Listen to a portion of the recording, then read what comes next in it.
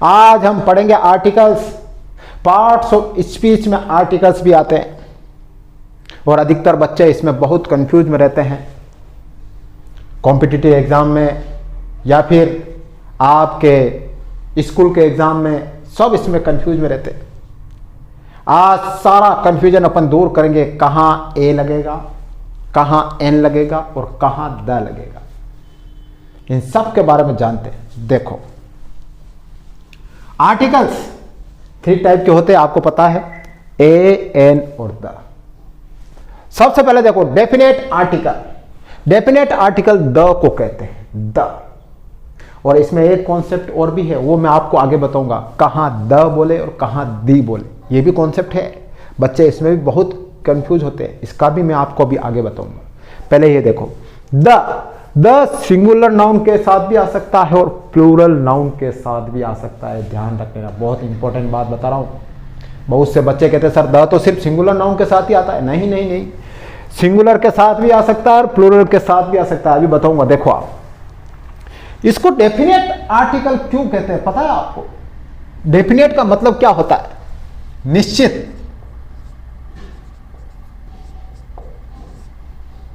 यानी फिक्स, निश्चित आर्टिकल। इसका प्रयोग किसी विशेष व्यक्ति, स्थान, वस्तु के साथ होता है जिसके बारे में हमें पहले से जानकारी हो। द का प्रयोग वहीं होता है जैसे किसी के बारे में आप पहले से जानते हो, नाउन या प्लूरल जिसका आपको पहले से पता है। जैसे राम के बारे में पहले से जानते हो। कोई कार के बारे में पहले से जानते हो आप। जैसे कोई चेयर के बारे में पहले से जानते हो, उसके लिए द आएगा। लेकिन आप पहले से नहीं जानते हो किसी के बारे में, तो वहां ए और एन लगाएंगे। ध्यान रख लेना, सीधा सा कॉन्सेप्ट है। अगर आप किसी के बारे में पहले से जानते हो, कोई सूचना है, तो वहां द लगा देना। और अगर आप किसी के बारे में पहले से नहीं जानते हो तो वहां ए और एन लगा देना। देखो, इसीलिए द को डेफिनेट आर्टिकल कहते हैं। डेफिनेट, निश्चित, ये निश्चित है, इसको मैं पहले से जानता हूं। अब देखिए इनडेफिनेट आर्टिकल।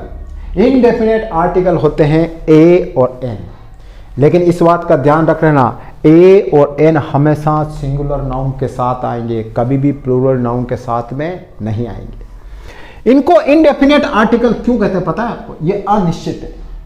मतलब कोई भी चीज आपके सामने आ गई तो आपको पता नहीं है क्या है, निश्चित नहीं है।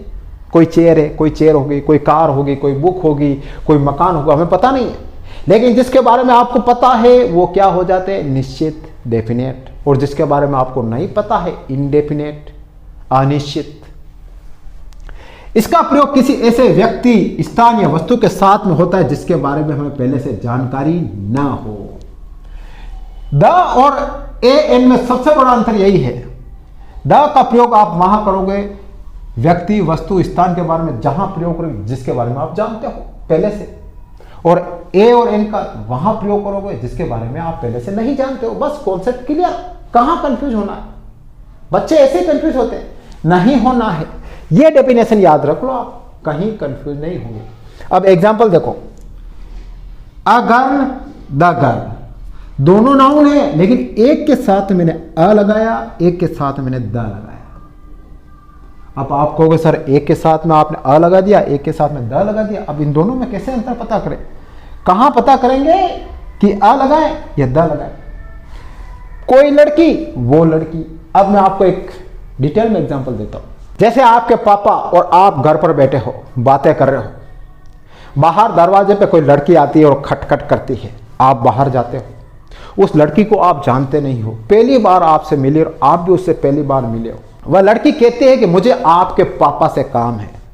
आप गेट से अंदर आते हो, पापा को क्या कहते हो?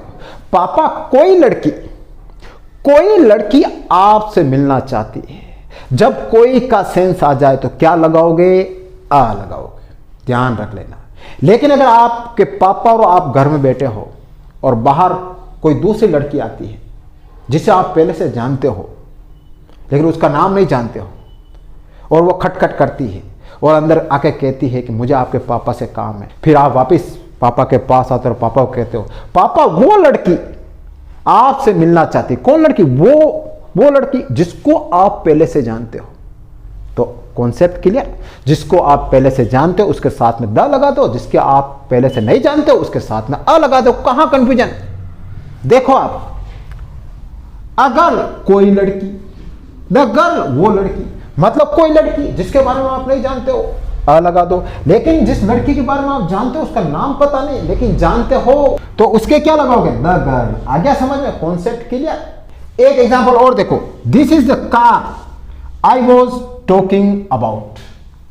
देखो फिर देखो, दिस इज अ कार। अब दोनों नाउन है, एक के साथ मैंने द लगा दिया, एक के साथ मैंने अ लगा दिया। आप कहोगे सर अंतर बताओ। बिल्कुल बताता हूं। फर्स्ट में देखिए, यही तो वो कार है जिसके बारे में बात कर रहा हूं। कोई कार आपके सामने आई और इस कार के बारे में आप पहले चर्चा कर चुके हो तो आप अपने दोस्त को कहोगे this is the car I was talking about. यही तो वो कार है जिसके बारे में तेरे को बता रहा था। मतलब इस कार के बारे में पहले जानता हूं। लेकिन अगर आप पहले से नहीं जानते हो तो क्या बोलोगे? This is a car. यह एक कार है, आप नहीं जानते हो, आपके साथ में पहली बार सामने कोई कार आई है तो दिस इज अ कार। लेकिन जिस कार को आप जानते हो दिस इज द कार। हो गया कॉन्सेप्ट क्लियर? अब ए और एन लगाने का सबसे परफेक्ट तरीका देख लो। जब वोवेल साउंड आए, ध्यान रखना वोवेल साउंड, आप सबको पता है इंग्लिश में वोवेल कौन से हैं? ए ई आई ओ यू। इसको हिंदी में स्वर भी कहते हैं।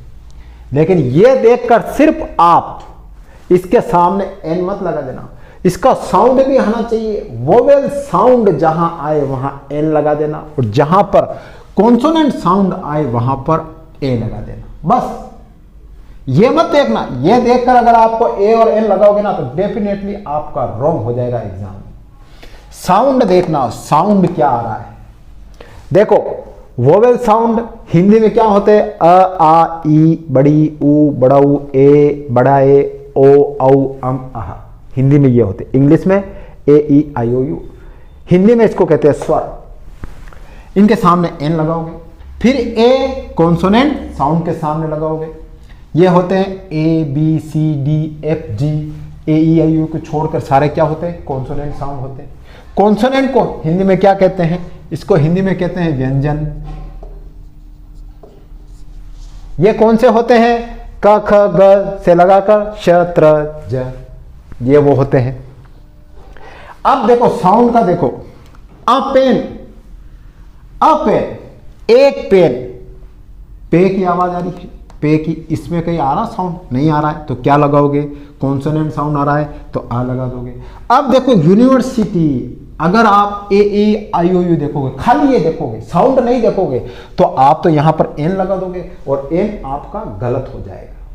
आपको साउंड देखना है, साउंड, वोवेल साउंड आ रहा है क्या? यू आ रहा है, यू, इसमें कहीं यू है? हिंदी में देखो कहीं यू है? नहीं है।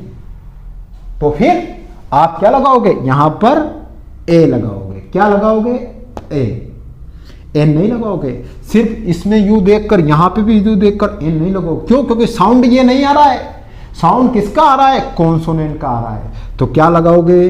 A university. फिर देखिए ईयर, ईयर, वाई आ रहा है, क्या है? कॉन्सोनेंट साउंड है तो क्या लगा दोगे? अ लगा दोगे। ईयर, ई, ये तो इजी है, ये यहां पर भी ये, यहां पर भी ये, एन लगा दोगे, कोई दिक्कत नहीं। इसमें तो साउंड भी आ रहा है और यहां पर भी मैच कर रहा है। लेकिन इन दोनों में, इन तीनों में देखो साउंड मैच कर रहा है लेकिन ये नहीं आ रहे हैं, लेकिन फिर भी एन लग रहा है। क्यों? क्योंकि वोवेल साउंड है। अब देखो ऑनेस्ट, ओ की आवाज आ रही, ओ, ये ओ, भले यहां पे एच है लेकिन एच क्या है? साइलेंट है।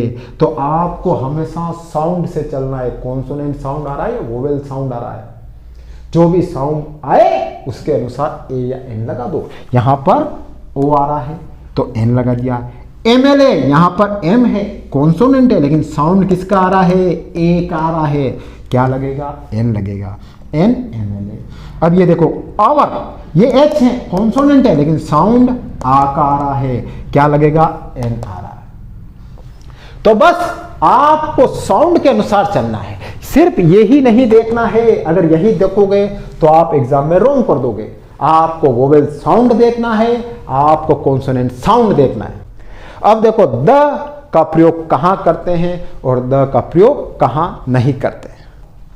यूनिक पीपल और ऑब्जेक्ट, कुछ विशेष लोगों के लिए और कुछ अर्थ में इस दुनिया में एक ही चीज है उसके लिए भी हो सकता है। द सन एक ही है, द अर्थ एक ही है, द सीईओ किसी कंपनी का एक ही होता है, द प्रेसिडेंट एक ही होता है किसी देश में। फिर देखो a whole group of people, पूरे अगर ग्रुप की बात हो तो वहां पर भी द लग सकता है। देखो द ओल्ड पूरा वृद्ध समाज, द यंग पूरा युवा नौजवान, द पुअर गरीब लोग, द रिच अमीर लोग। फिर देखो with famous buildings and museums, famous अगर कोई बिल्डिंग हो म्यूजियम हो उनके लिए भी द लग सकता है। द ताजमहल फेमस है, द लाल किला फेमस है, द एफिल टावर फेमस है। फिर देखो विथ सुपरलेटिव डिग्री, हमेशा ध्यान रखना सुपरलेटिव डिग्री के साथ में भी द आएगा। The highest, the most, the lowest, the youngest. फिर विद द ऑर्डिनल नंबर, क्रमवाचक संख्या से पहले भी द आएगा, जैसे 1 2 3 4 क्रमवाचक संख्या। The last chapter, the first time, the third number, इनके साथ में भी द आएगा। और देखिए द हमेशा रिवर्स के साथ में भी आता है, कैनाल्स के साथ में भी आता है, ओशन के साथ में भी आता है। नदी के साथ में, या फिर कोई नहर हो उसके साथ में, या फिर कोई ओशन महासागर हो उसके साथ में भी द आता है। द गंगाज, द अटलांटिक, या फिर एक वो पनामा नहर निकलती है, स्वेज नहर निकलती है, उनके साथ में भी द आता है। Countries that have plural name, वैसे तो कंट्री के साथ में द नहीं आता है, लेकिन अगर जिस कंट्री का नाम बहुवचन से शुरू हो तो वहां पर द आएगा। देखो नीदरलैंड्स एस आ रहा है, द फिलीपींस एस आ रहा है, तो इनके साथ में हमेशा द लगेगा। फिर देखिए with the name of family, जो बड़ी बड़ी फैमिली होती है उनके साथ में द लगता है, जैसे the Ranas family, the Khannas family, the Ambanis family, the Adanis family, जो बड़ी बड़ी फैमिलीज होती है जिनका नाम होता है उनके साथ में भी द लगता है। ओनली, ओनली के साथ में भी द लगता है, जब अकेला कोई आए, द ओनली सन, वह अकेला सन है। द ओनली फ्रेंड, वह मेरा अकेला फ्रेंड है। जब ओनली आए और अकेले का सेंस आए तो भी द लगाओगे। होल या ऑल, इसके साथ भी द आएगा। I am reading whole the books, मैं सारी बुक्स पढ़ रहा हूं। All the books are kept on the table, सारी बुक्स कहां पड़ी है, टेबल पर पड़ी है। जब ऑल का सेंस आए, जब होल आए, तब क्या लगाओगे, द लगा दोगे।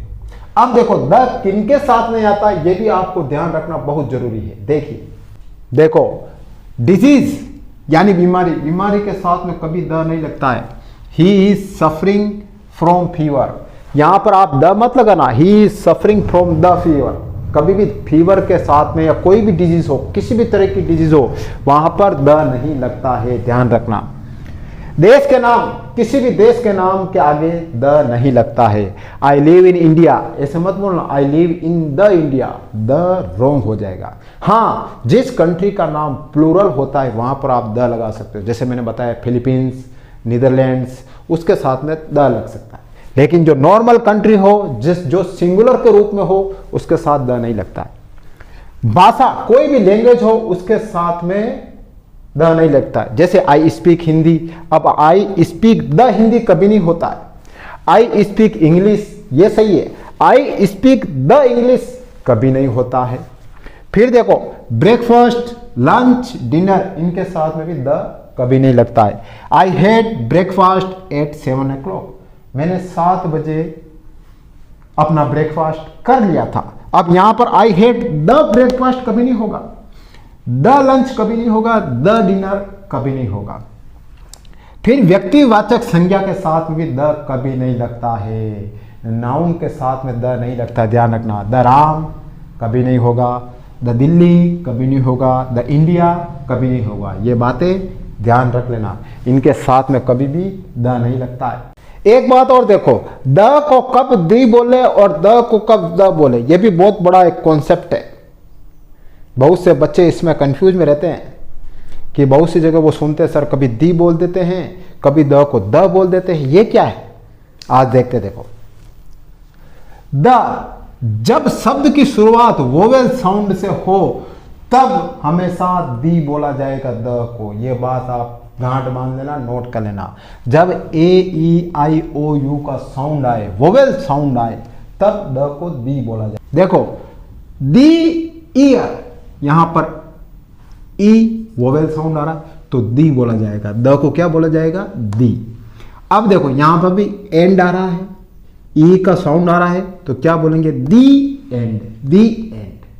जब अगर वोवेल साउंड नहीं आए, कॉन्सोनेंट साउंड आए किसी शब्द के पहले तो द बोलोगे, और जब वोवेल साउंड आ जाए तो दी बोलोगे। एक देखो द प्लूरल कॉमन नाउन के साथ में भी आएगा। जब प्लूरल कॉमन नाउन हो कोई भी तो उसके साथ में भी तुम द लगाओगे। जैसे बॉयज, बॉयज क्या है, प्लूरल कॉमन नाउन है तो क्या लग गया, द लग गया।